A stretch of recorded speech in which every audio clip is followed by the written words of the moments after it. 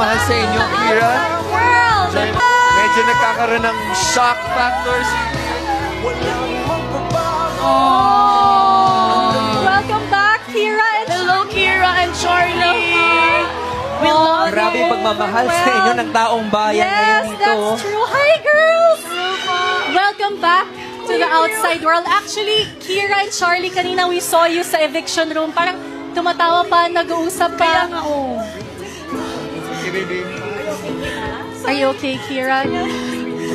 Charlie, I'd like to ask you na lang, no, kanina sa eviction room, you two were talking, you two were smiling. Ano bang tumatakbo sa isip niyo noon?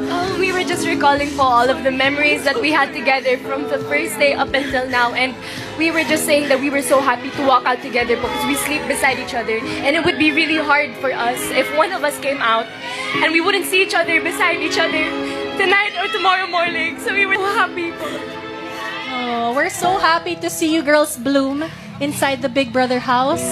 Kira? Hello. Say hi to everyone. Oh my God, I'm so sorry, everyone. Nakakabigla. Oh, but don't say sorry. I'm so happy to see you guys. Thank you.